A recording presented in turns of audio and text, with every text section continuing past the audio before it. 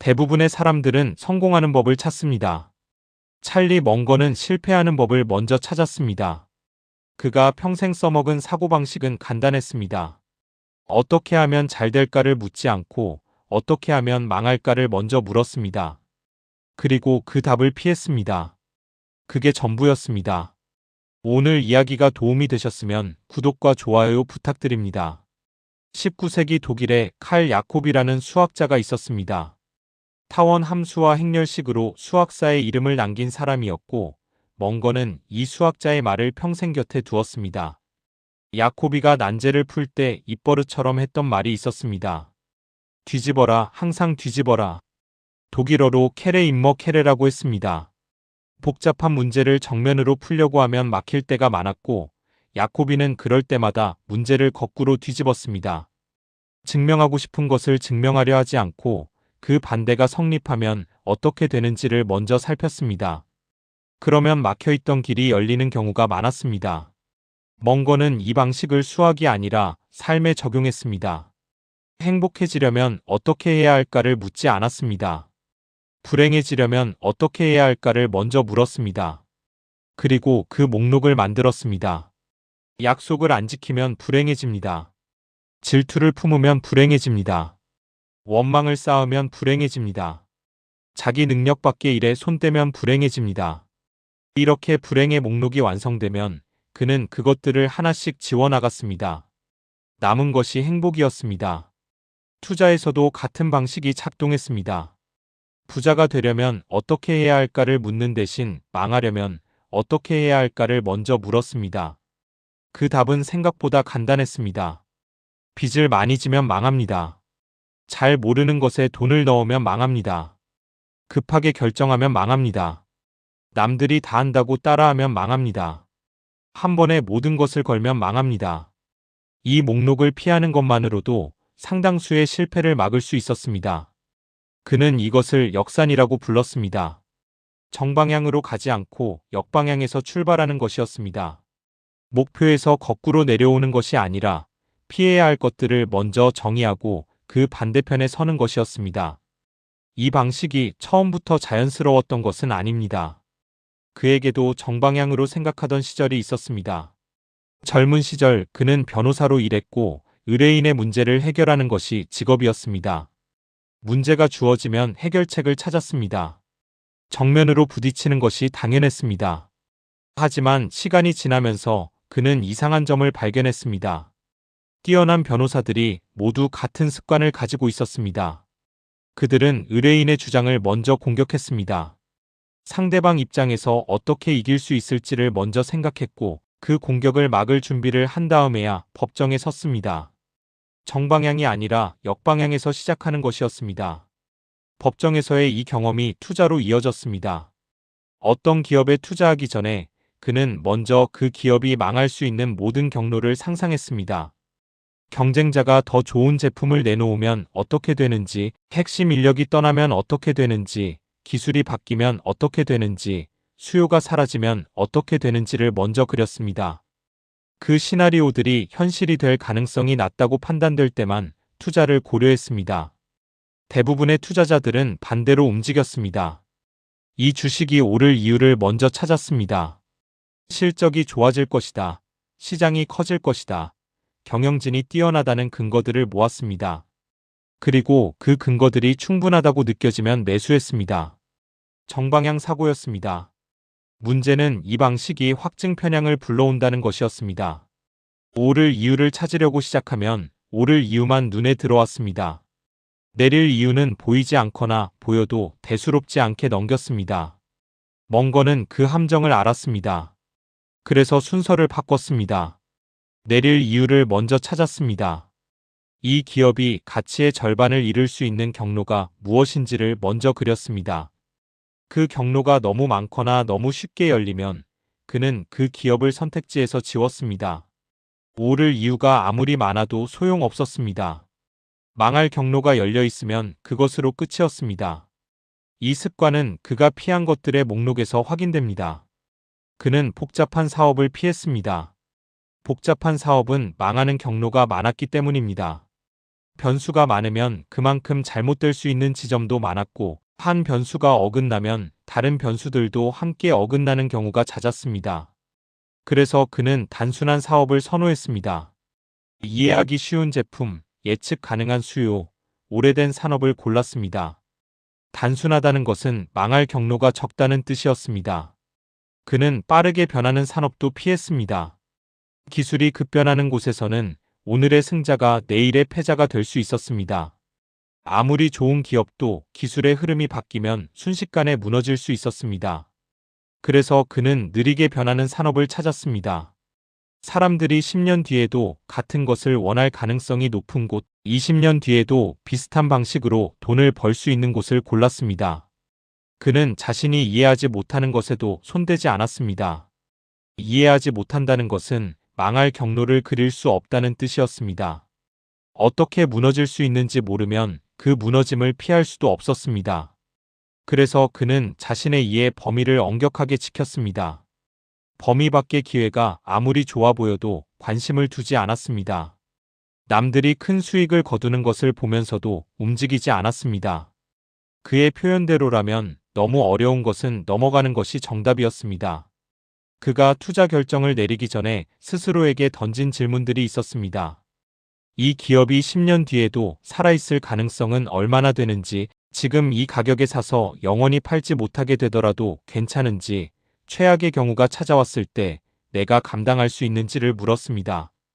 이 질문들은 모두 역방향에서 출발했습니다. 성공했을 때가 아니라 실패했을 때를 먼저 그린 것이었습니다. 그가 자주 했던 말이 있었습니다. 내가 어디서 죽을지만 알면 거기는 절대 안 간다는 말이었습니다. 농담처럼 들리지만 그의 사고방식이 담겨 있었습니다. 파멸의 경로를 먼저 파악하고 그 경로를 피하는 것이었습니다. 성공의 길을 찾으려고 애쓰는 것보다 실패의 길을 확실히 막는 것이 더 효과적이라는 생각이었습니다. 이 사고방식은 그가 투자에서 하지 않은 것들의 목록으로 나타났습니다. 그는 빚을 내서 투자하지 않았습니다. 레버리지는 수익을 키우지만 손실도 키웠습니다. 시장이 예상과 다르게 움직일 때 레버리지는 파멸의 경로를 활짝 열었습니다.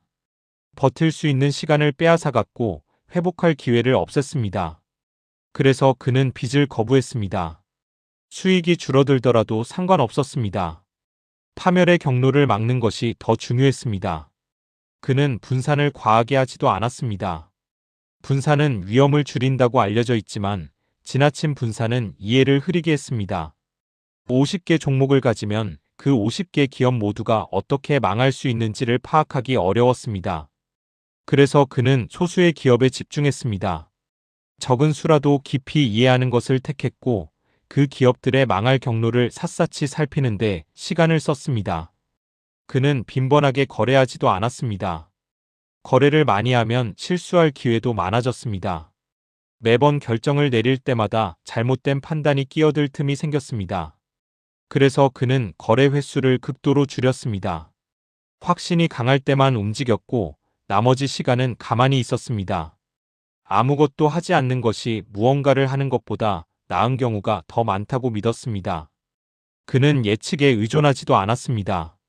다음 분기 실적이 어떨지, 내년 금리가 어떻게 될지, 경기가 어느 방향으로 갈지를 맞히려 하지 않았습니다. 예측은 틀리기 쉬웠고 틀린 예측에 기반한 투자는 파멸의 경로로 이어질 수 있었습니다.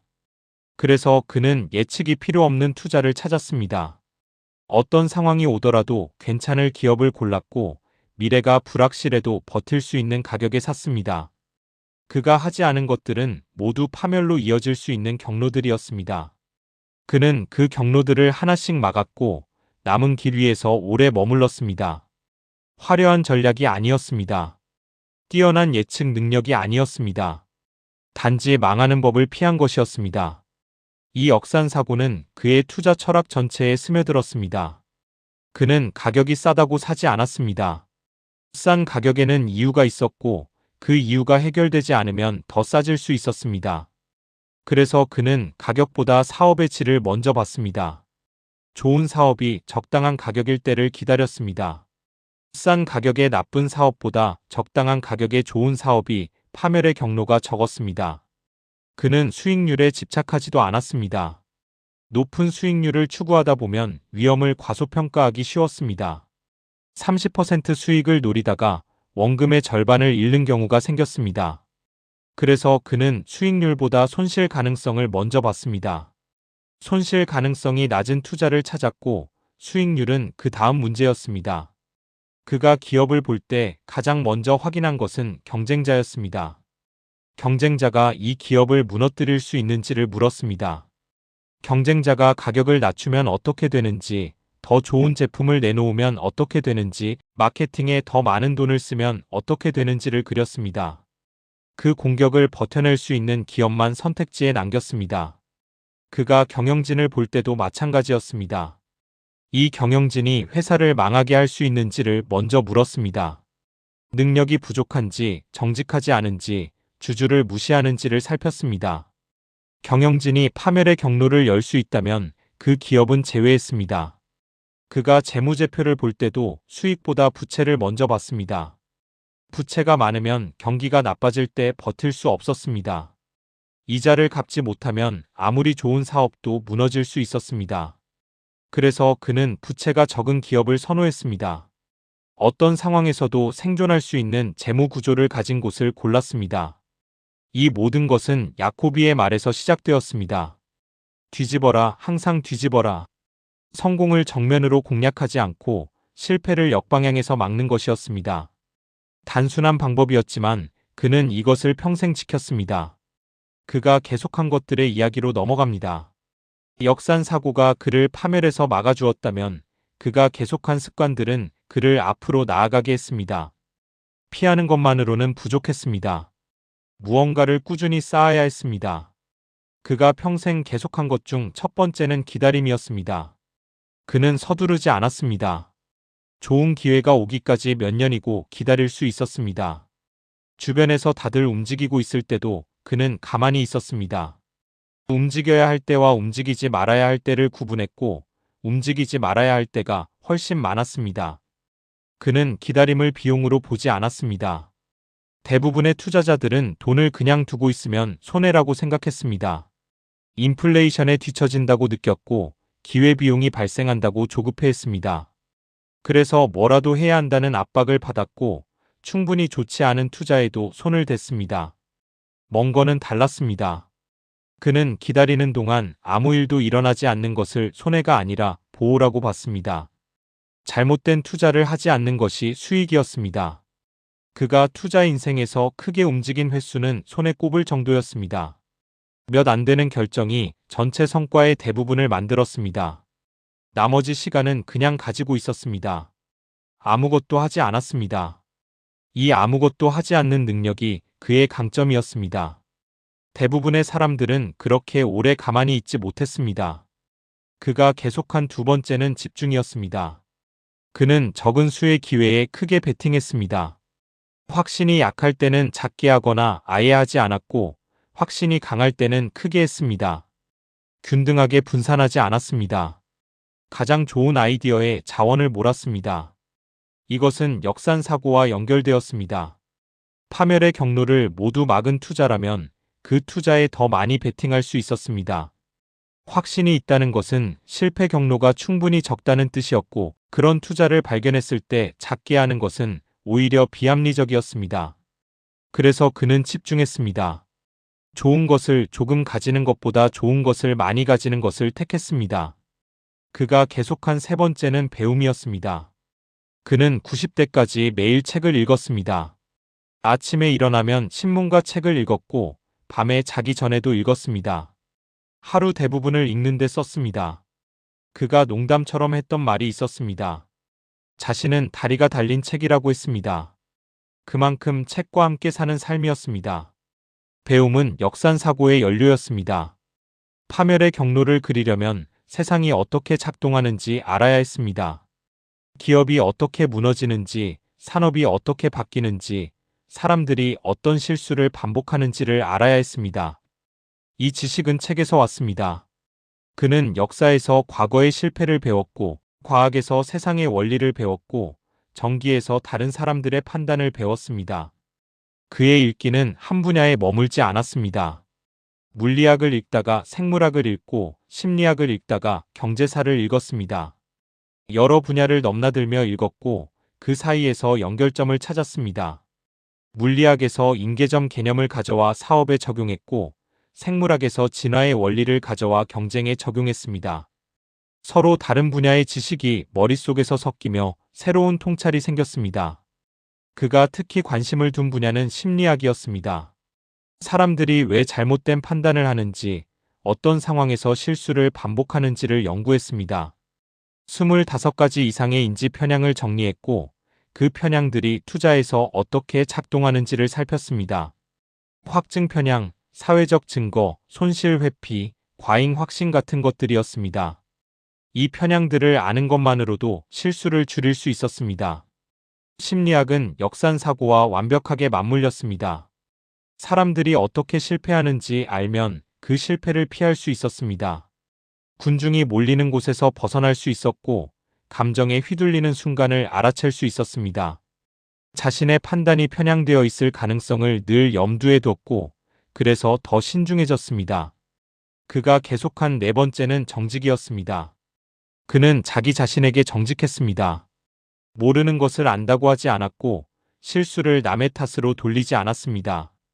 틀렸다는 것을 인정하는 데 거리낌이 없었고 의견을 바꿀 준비가 되어 있었습니다. 이것이 역산사고를 가능하게 했습니다. 자기 기만에 빠지면 파멸의 경로를 볼 수 없었기 때문입니다. 대부분의 실패는 현실을 똑바로 보지 못하는 데서 시작되었습니다. 자신이 잘못되었을 가능성을 부정하고 나쁜 소식을 외면하고 원하는 것만 보려고 했습니다. 그러다가 현실이 닥치면 무너졌습니다. 멍거는 그 함정을 피했습니다. 불편한 진실을 직시하는 것을 두려워하지 않았고 오히려 그것을 찾아다녔습니다. 자신의 투자 아이디어가 왜 틀릴 수 있는지를 적극적으로 탐색했습니다. 그가 계속한 다섯 번째는 단순함이었습니다. 그는 복잡한 것을 좋아하지 않았습니다. 복잡한 전략, 복잡한 금융상품, 복잡한 계산을 피했습니다. 단순한 것을 선호했고 단순함 속에서 명확함을 찾았습니다.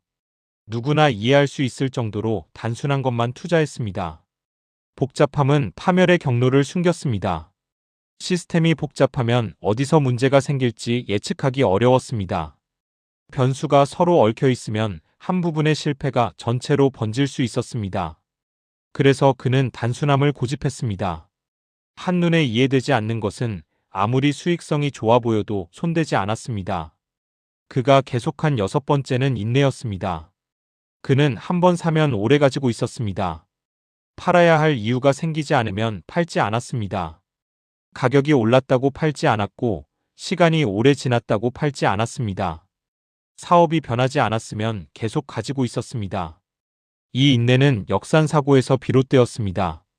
팔아야 할 이유란 파멸의 경로가 새로 생겼다는 뜻이었습니다. 사업의 본질이 바뀌었거나 경쟁 환경이 악화되었거나 경영진이 문제를 일으켰거나 하는 것들이었습니다. 그런 일이 없으면 팔 이유도 없었습니다. 가격 변동은 팔아야 할 이유가 아니었습니다. 그래서 그는 시장의 소음을 무시하고 오래 버텼습니다. 그의 인내는 단순히 기다리는 것이 아니었습니다. 확신을 가지고 기다리는 것이었습니다. 사업을 깊이 이해했기 때문에 단기적인 가격 하락에 흔들리지 않았습니다. 시장이 패닉에 빠져도 그는 침착했습니다. 파멸의 경로가 열리지 않았다면 걱정할 이유가 없었기 때문입니다. 그가 계속한 일곱 번째는 파트너십이었습니다. 그는 혼자 모든 것을 하려 하지 않았습니다. 자신보다 뛰어난 사람과 함께했고 서로의 강점을 인정했습니다. 오랜 파트너십을 유지했고 신뢰를 바탕으로 의사결정을 나눴습니다. 파트너십은 역산사고를 보완했습니다. 혼자서는 모든 파멸의 경로를 보기 어려웠습니다. 다른 관점을 가진 사람이 옆에 있으면 놓치는 것을 잡아줄 수 있었습니다. 서로 다른 강점이 결합되면 약점을 덮을 수 있었습니다. 그래서 그는 좋은 파트너를 소중히 여겼습니다. 이 모든 것들이 수십 년에 걸쳐 누적되었습니다. 하지 않은 것들이 그를 지켰고 계속한 것들이 그를 키웠습니다. 파멸의 경로를 막으면서 동시에 성장의 토대를 쌓았습니다. 역산사고는 방어였고 습관들은 공격이었습니다. 둘이 함께 작동했습니다. 그가 보여준 것은 특별한 재능이 아니었습니다. 복잡한 공식이 아니었습니다. 남들이 모르는 비밀이 아니었습니다. 단지 뒤집어 생각하는 습관이었습니다. 어떻게 하면 잘 될까를 묻기 전에 어떻게 하면 망할까를 먼저 묻는 것이었습니다. 그리고 그 답을 피하는 것이었습니다. 야코비의 말은 수학의 영역을 넘어 삶 전체에 적용되었습니다. 뒤집어라, 항상 뒤집어라. 목표의 정면으로 다가가는 것만이 답이 아니었습니다. 실패해서 거꾸로 물러나는 것도 답이었습니다. 어쩌면 더 확실한 답이었습니다. 성공하는 법은 사람마다 달랐지만 실패하는 법은 비슷했기 때문입니다. 그가 말했던 것처럼 망하는 법을 알면 거기는 가지 않으면 되었습니다. 단순한 원리였습니다. 하지만 이것을 평생 실천하는 것은 쉽지 않았습니다. 대부분의 사람들은 기회를 보면 달려들었습니다. 위험을 보면 외면했습니다. 그는 반대로 움직였습니다. 기회보다 위험을 먼저 받고 위험을 피한 자리에서 기회를 잡았습니다. 이것이 그가 수십 년간 지켜온 방식이었습니다. 복잡해 보이지만 핵심은 단순했습니다. 잘 되는 법을 찾기 전에 망하는 법을 먼저 찾는 것이었습니다. 그리고 그것을 확실히 피하는 것이었습니다. 그가 투자를 시작할 때도 이 원칙은 같았습니다. 어떤 주식이 오를지 예측하려 하지 않았습니다. 어떤 주식이 내 돈을 잃게 할지를 먼저 생각했습니다. 오를 가능성이 아니라 내릴 가능성을 먼저 봤습니다. 이익의 크기보다 손실의 크기를 먼저 계산했습니다. 이 사고방식은 그의 매수 기준에도 적용되었습니다. 많은 투자자들이 좋은 회사를 찾으려 했습니다. 성장하는 회사, 이익이 늘어나는 회사, 시장 점유율이 올라가는 회사를 찾았습니다. 그도 물론 좋은 회사를 원했지만 순서가 달랐습니다. 먼저 나쁜 회사를 걸러냈습니다. 망할 수 있는 회사, 경쟁에서 밀릴 수 있는 회사, 경영진을 믿을 수 없는 회사를 먼저 목록에서 지웠습니다. 남은 것 중에서 좋은 회사를 골랐습니다. 그의 포트폴리오는 이 과정의 결과였습니다. 화려한 성장주가 많지 않았습니다. 시장의 주목을 받는 종목도 적었습니다. 대신 망하기 어려운 회사들이 있었습니다. 오랜 역사를 가진 회사, 안정적인 수요를 가진 회사, 경쟁자가 쉽게 따라올 수 없는 회사들이었습니다. 수익률이 낮아 보일 수 있었지만 그는 상관하지 않았습니다. 망하지 않는 것이 먼저였습니다. 그가 매도를 결정할 때도 역산이 작동했습니다. 팔아야 할 이유를 먼저 생각했습니다. 사업이 근본적으로 나빠졌는지, 경쟁 환경이 돌이킬 수 없이 변했는지, 경영진이 문제를 일으켰는지를 봤습니다. 이런 이유가 없으면 팔지 않았습니다. 단기적으로 가격이 올랐다는 것은 팔아야 할 이유가 아니었습니다. 단기적으로 가격이 내렸다는 것도 팔아야 할 이유가 아니었습니다. 이 방식은 시장의 소음에서 그를 보호했습니다. 매일 뉴스가 쏟아졌습니다. 분석가들의 전망이 바뀌었습니다. 다른 투자자들이 사고 팔았습니다. 그 모든 것이 소음이었습니다. 그는 사업 자체만 봤습니다. 사업이 변하지 않았으면 반응하지 않았습니다. 가격 변동에 일희일비하지 않았습니다. 그의 인내심은 이 역산 사고에서 나왔습니다. 팔아야 할 이유가 없는데 왜 파느냐는 것이었습니다. 사업이 좋고 경영진이 좋고 가격이 적당했으면 그냥 가지고 있는 것이었습니다. 시간이 알아서 해줄 일이었습니다. 그가 해야 할 것은 기다리면서 사업을 지켜보는 것뿐이었습니다. 역산 사고는 그의 리스크 관리 방식이기도 했습니다. 대부분의 투자자들은 기대 수익률을 계산했습니다. 이 투자로 얼마를 벌 수 있을지를 먼저 생각했습니다. 그는 기대 손실을 먼저 계산했습니다. 이 투자로 얼마를 잃을 수 있을지를 먼저 생각했습니다. 최악의 경우가 감당할 수 있는 범위인지를 확인했습니다. 이것이 그가 레버리지를 거부한 이유이기도 했습니다. 레버리지는 기대 수익률을 높여줬습니다. 하지만 동시에 최악의 경우를 더 나쁘게 만들었습니다. 최악의 경우가 파산일 수 있었습니다. 그는 파산의 가능성을 받아들일 수 없었습니다. 아무리 낮은 확률이라도 파산은 피해야 했습니다. 그래서 빚을 쓰지 않았습니다. 그의 표현대로 하면 똑똑한 사람이 망하는 세 가지 방법이 있었습니다. 술과 여자와 레버리지였습니다. 농담처럼 들렸지만 진심이 담겨 있었습니다. 레버리지는 판단력이 흐려진 상태에서 큰 돈을 꺼는 것과 같았습니다. 잘 되면 크게 벌고 안 되면 모든 것을 잃었습니다. 그는 그 도박을 하지 않았습니다. 역산사고는 그가 새로운 기회를 평가하는 방식에도 적용되었습니다. 새로운 산업이 등장하고 새로운 기술이 나오고 새로운 트렌드가 생겼습니다. 많은 투자자들이 이런 기회에 달려들었습니다.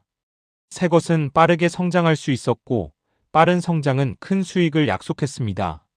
그는 다르게 봤습니다. 새 것이 어떻게 실패할 수 있는지를 먼저 생각했습니다. 새로운 기술은 예측하기 어려웠습니다. 어떤 기술이 표준이 될지, 어떤 회사가 승자가 될지 알기 힘들었습니다. 지금 앞서 있는 회사가 내일 뒤처질 수 있었습니다. 이 불확실성은 파멸의 경로를 많이 만들었습니다. 그래서 그는 신중했습니다. 이해되지 않으면 손대지 않았습니다. 이해되지 않는다는 것은 단순히 복잡하다는 뜻이 아니었습니다. 이 사업이 어떻게 망할 수 있는지 그릴 수 없다는 뜻이었습니다. 파멸의 경로를 볼 수 없으면 그 경로를 피할 수도 없었습니다.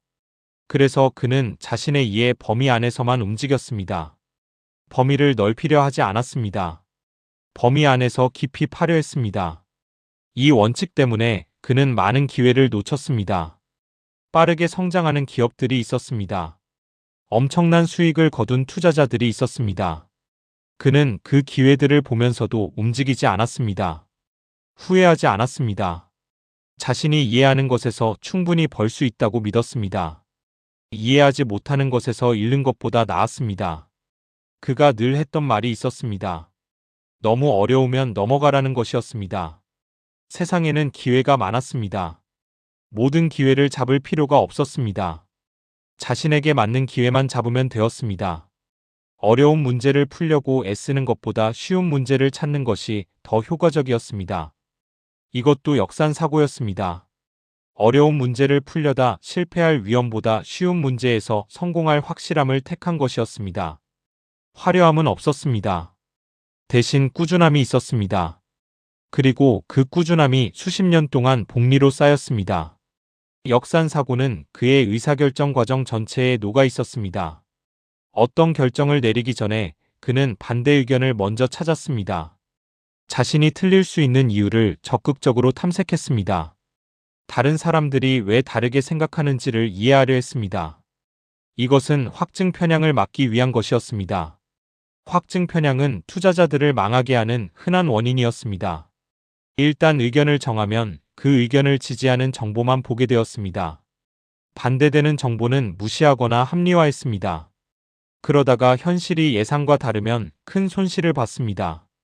멍거는 이 함정을 알았기 때문에 의식적으로 반대 의견을 찾았습니다. 그가 했던 방법 중 하나는 자신의 아이디어를 공격하는 것이었습니다. 어떤 투자를 하기로 결정하기 전에 그 투자가 왜 나쁜 선택인지를 스스로에게 설명해 보는 것이었습니다. 마치 반대편 변호사가 된 것처럼 자기 아이디어를 공격했습니다. 그 공격을 버텨낼 수 있을 때만 실행에 옮겼습니다. 이 방식은 법정에서 배운 것이었습니다. 좋은 변호사는 상대편 논리를 자기 편보다 더 잘 알았습니다. 상대방이 어떻게 공격해 올지 예상하고 방어를 준비했습니다. 멍거는 이것을 투자에 그대로 적용했습니다. 시장이 자신의 투자를 어떻게 공격할지 미리 생각하고 방어를 준비했습니다. 역산사고는 그의 삶 전체에 적용되었습니다. 투자에만 쓰인 것이 아니었습니다. 건강을 유지하는 방법을 찾기보다 건강을 해치는 행동을 피했습니다. 행복해지는 방법을 찾기보다 불행해지는 원인을 피했습니다. 좋은 관계를 만드는 법을 찾기보다 관계를 망치는 행동을 하지 않았습니다. 그가 행복에 대해 했던 말이 있었습니다. 질투를 피하고 원망을 피하고 자신의 능력 밖의 일에 손대는 것을 피하면 웬만한 행복은 따라온다는 것이었습니다. 정방향으로 행복을 추구하기보다 역방향으로 불행을 피하는 것이었습니다. 단순했지만 효과적이었습니다. 그의 인간관계도 비슷했습니다. 좋은 사람을 찾으려 하기보다 나쁜 사람을 피했습니다. 신뢰할 수 없는 사람, 정직하지 않은 사람, 남을 해치는 사람들을 멀리했습니다. 그리고 남은 사람들과 깊은 관계를 맺었습니다. 많은 관계보다 좋은 관계를 택했습니다. 그의 사업 파트너십도 마찬가지였습니다.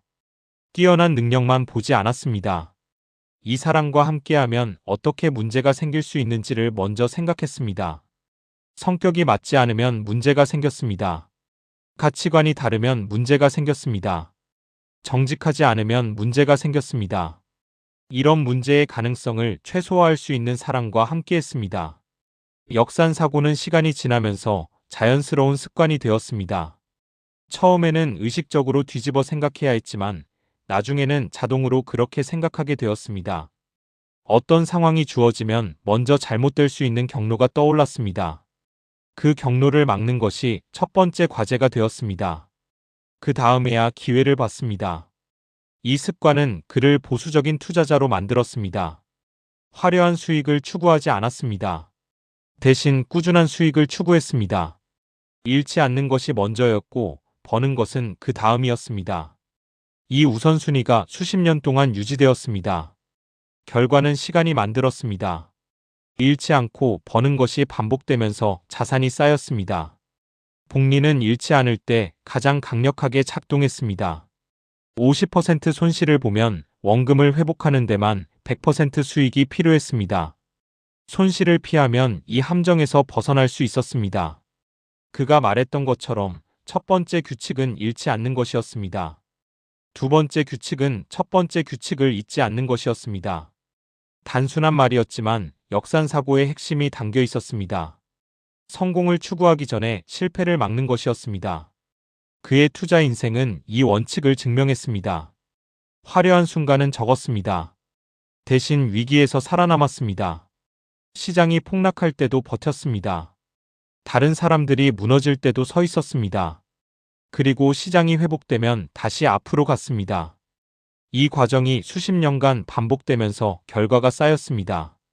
역산사고는 특별한 재능이 필요하지 않았습니다. 수학적 천재일 필요가 없었습니다. 시장을 예측하는 능력이 필요하지 않았습니다. 단지 뒤집어 생각하는 습관이 필요했습니다. 그리고 그 습관을 오래 유지하는 인내가 필요했습니다. 야코비가 수학 문제를 뒤집어 풀었던 것처럼 멍거는 인생의 문제를 뒤집어 풀었습니다. 방법은 같았습니다. 정면으로 다가가기 어려운 것을 역방향에서 접근하는 것이었습니다. 원하는 것을 얻는 법을 찾기보다 원치 않는 것을 피하는 법을 찾는 것이었습니다. 이것이 그가 평생 지킨 방식이었습니다. 복잡한 전략이 아니었습니다. 화려한 분석이 아니었습니다. 뒤집어라, 항상 뒤집어라. 이 한 문장이 그의 사고방식 전체를 담고 있었습니다. 이 영상은 한 번 듣고 끝내지 않아도 됩니다.